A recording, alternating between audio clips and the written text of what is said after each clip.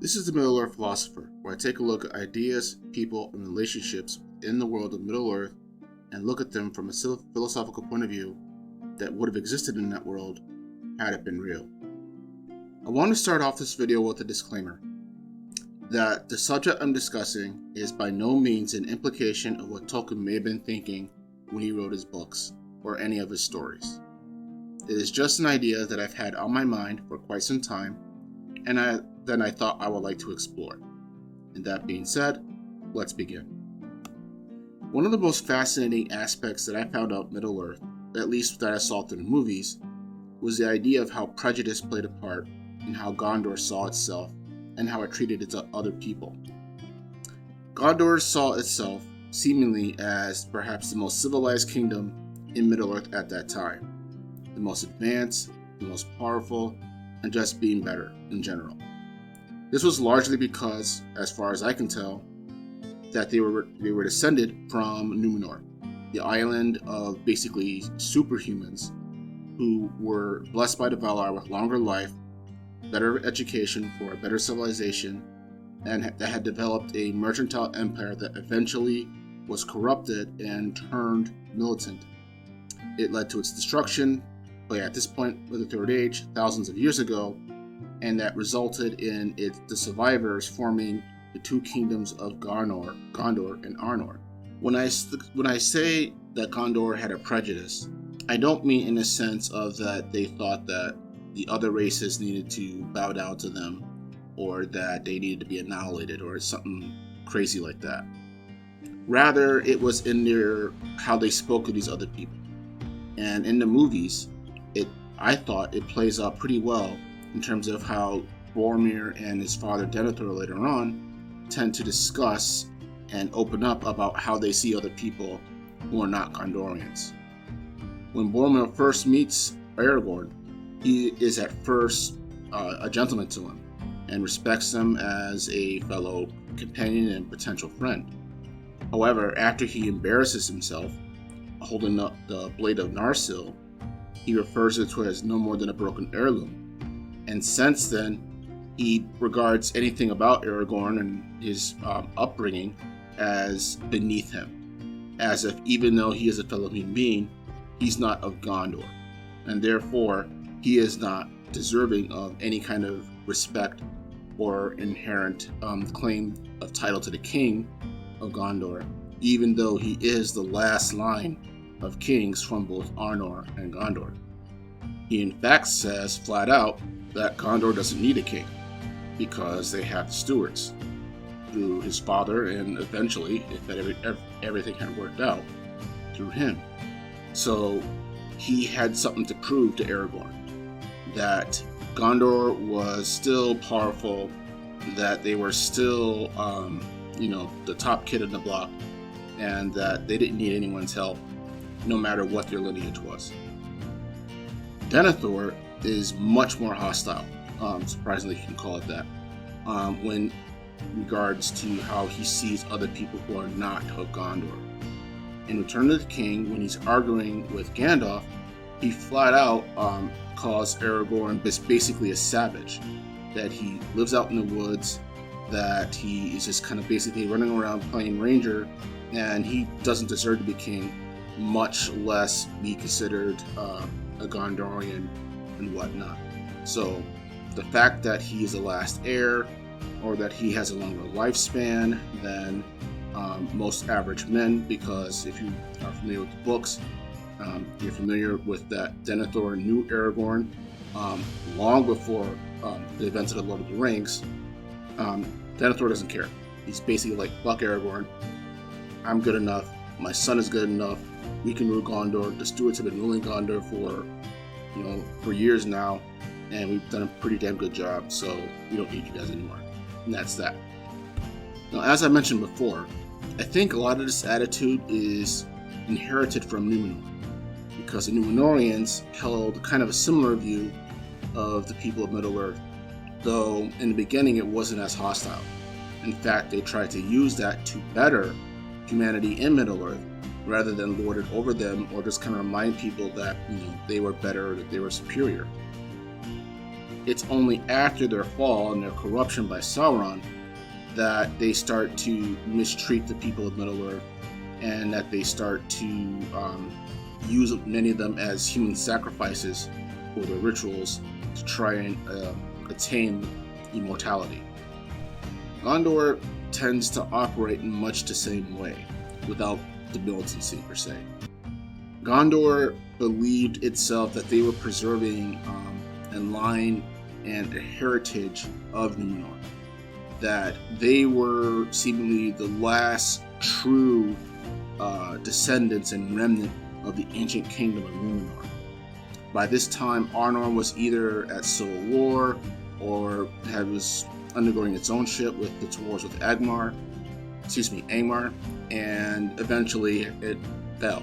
So even though they tried to do a political marriage together, because eventually the kings pretty much found out that they had a common enemy at some point, they still did not really regard that marriage as of any importance, with the exception that they should at least try to keep decent relations.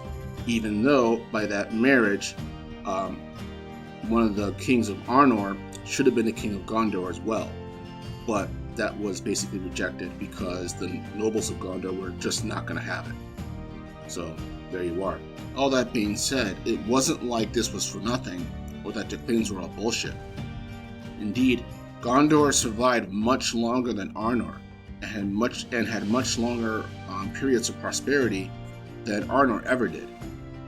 Now, they still had their wars with other peoples and works and whatnot, and they lost their fair share of battles and kings as well, but they were always able to rally back and were able to regain what they had lost, and they always had some relative sitting, by somewhere who they could make the new king of Gondor. So, not to say it wasn't a big deal, but they had cards to play, basically. The real crutch of it, though, comes during the Kin-strife, where one of their princes marries a woman who is from another kingdom, but she is not Gondorian, much less anyone who is descended from Numenor. Rather, she's from an area known as Rivonian, where they are descended from who are called the Middlemen, basically ancestors of the Edain, who were the first humans to travel west during the First Age, and who in fact are the ancestors of the Numenorians themselves. So they're everyone's ancestors, and they're basically related to the Gondorians through that ancient lineage. All that being said, even though political alliances and war was fine with the Rivonian people, a marriage was not, and especially not a marriage by king, because in the Gondorian nobles' eyes, much like in today's world with the ancient Egyptians and how they saw their pharaohs, the line of the kings was the pure blood. It was the pure line.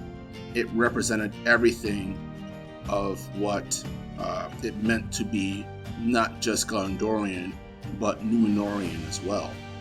So this just wasn't acceptable. It led to a bloody civil war that lasted about 10 years, and the consequences of that civil war was that a lot of the descendants of Numenor ended up getting killed anyway because of the infighting that had occurred, as well as the destruction of one of their major cities and loss of some ancient objects as well. Now, though Gondor obviously survives this, it does a lot of damage to them and plays a large part in their decline, as well as the decline of the line of Numenor in the race of humanity as a whole. And this kind of segues into kind of the lesson of Gondor and their own prejudice, or basically how their prejudice seems to bite them in the ass more often than it doesn't. Now, as I said before, these opinions and ideas about themselves don't come out of a vacuum, and it's not born out of pure arrogance because there's a reason for it. However, it didn't give them the right to eventually look down upon other people or have a condescending view of them, especially when left to their own devices, and when they try to preserve it themselves, it does much more damage than any kind of interbreeding or anything like that they were afraid of would have done. It's possible that had Gondor honored the political marriage, that was arranged beforehand, that not only Arnor, but Gondor may have been in a much better position by the time of the War of the Ring than they would have been when the marriage was ignored, and which led to the fall of Arnor and the creation of the Rangers, because all the survivors of Numenor by this time had either died out or were in hiding or were exiles. That Gondor made no secret that they saw these people as more or less savages, to me is very telling. That it didn't matter that they're from the same ancestors, that they shared the same blood, or that they had the same enemy. All that really mattered, it seemed like, was keeping that line pure, keeping Gondor for the Gondorians, or people who are from Numenor. Now, granted, it wasn't like they were shoving this down everyone's throat in the sense of they're going out conquering other peoples and enslaving other people and whatnot, like the Numenorians eventually did. But at the same time, they would rarely ask for help unless really pushed, and even then, that would only go so far. Another real-world comparison would be how Rome later on saw Germanic tribes who had tried to integrate into Roman society. Even though those German tribes had faithfully served Rome and fought their wars, many Roman nobles and citizens still saw them as not Roman, and they made that very apparent, which eventually led to the fall of Rome. So it's, prejudice doesn't get you very far if you're trying to keep friends, make allies, and not have future wars for yourselves, apparently. That seems to be the lesson in Middle-earth when it comes to that. So all that being said, it's very important, I think, when you have a king like Aragorn, whose best friends are elves and dwarves and hobbits and people who are not of Gondor, but he still befriends them anyway and treats them as equals, something that few of his ancestors ever did. Certainly not his ancestors from Arnor, who were too busy killing themselves and eventually fighting with the Witch King to have even cared about that by that point. Perhaps in the Fourth Age, it would have taught the people of Gondor to better respect other people and honor their lineage, honor that, they are Gondorians, but at the same time, that these other people have their own pride. They have their own heritage that is just as proud as their own. Whether they lived for 500 years or whether it was 50 years, it didn't matter. They're still people, and they still need each other, because if it wasn't for the help of those people, Gondor would have certainly fallen to Sauron during the War of the Ring. So, all that to say that that's why I find the prejudice of Gondor so interesting, because one, it's kind of gray in that it comes from a legitimate place. There is a solid reason why it's there, and you could almost argue that it was justified in having that opinion. Yet, at the same time, it also denigrates the idea of Gondor's prejudice as well, because it eventually almost sabotages their own future by killing themselves when their own ruling kings want to be more integrative with other peoples, and sabotaging relationships with other peoples who they might need, in the future if, their armies and everything, can't hold out. So those are my thoughts on that particular subject. And again, this has nothing to do or no bearing on Tolkien's intentions or anything like that. These are just my thoughts of a subject matter in a story that I happen to love.